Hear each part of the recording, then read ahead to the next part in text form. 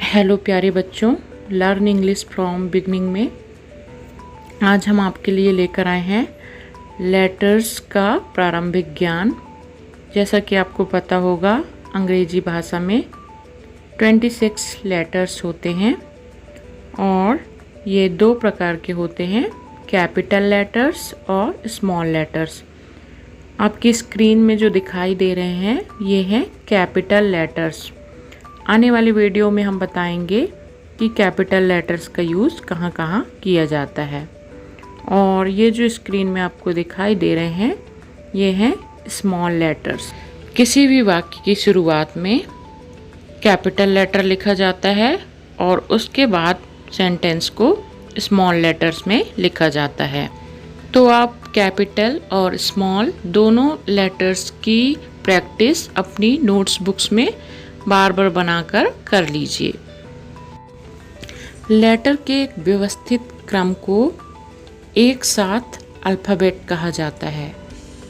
Means letters का जो group होता है उसे इंग्लिश में अल्फ़ाबेट एंड हिंदी में वर्णमाला कहा जाता है। लेकिन यदि हम किसी लेटर को अकेले लिखते हैं तो उसे वर्ण कहते हैं। जैसे ए एक वर्ण है, मीन्स एक लेटर है।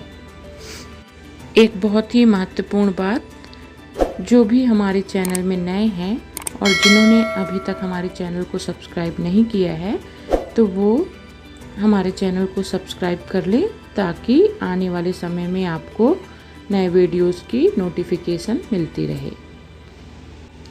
अब जैसा कि हमने पहले बताया कि जब लेटर को अकेले लिखा जाता है तो उसे लेटर कहते हैं। लेकिन यदि हम 2-3 लेटर को एक साथ लिखें और उसका कुछ अर्थ निकले तो उसे कहते हैं वर्ड। वर्ड मतलब शब्द।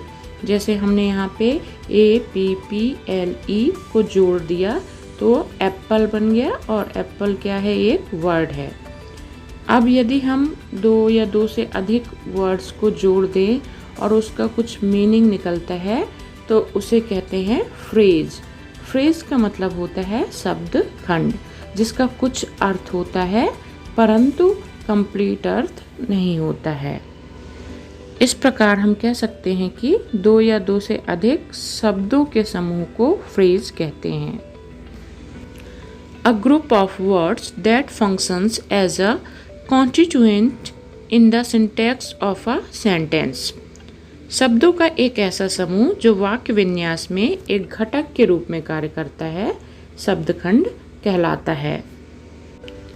It is a single unit within a grammatical hierarchy। यह व्याकरणिक पदानुक्रम की एक इकाई होता है। 2 या 2 से अधिक शब्दों को जोड़कर फ्रेज का निर्माण किया जाता है और फ्रेज वाक्य निर्माण में सहायक होते हैं। For example bus stop, jump suit, hand wash इत्यादि, ये सभी फ्रेज या शब्दखंड के एग्जाम्पल हैं। अब देखिए एग्जाम्पल, आई ईट, इसे हम क्लॉज कहते हैं। क्लॉज का हिंदी अर्थ है वाक्यांश, उपवाक्य या वाक्य खंड। Clause is a group of words that consists a subject and a verb। Clause is a part of a sentence or helps in the formation of a sentence। शब्दों का वह समूह जिसमें एक कर्ता व एक क्रिया होती है, यह या तो वाक्य का एक भाग होता है या वाक्य निर्माण में मदद करता है। इसे वाक्यांश या उपवाक्य कहते हैं और इंग्लिश में इसे ही क्लॉज कहते हैं। स्टूडेंट्स, यहाँ पे ये जानना जरूरी है कि फ्रेज और क्लॉज में क्या अंतर है।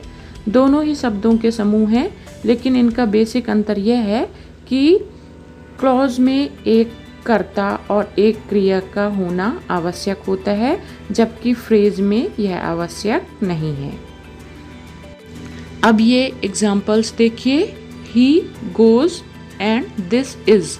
इसमें ही सब्जेक्ट है और गोज उसकी फाइनाइट वर्ब है।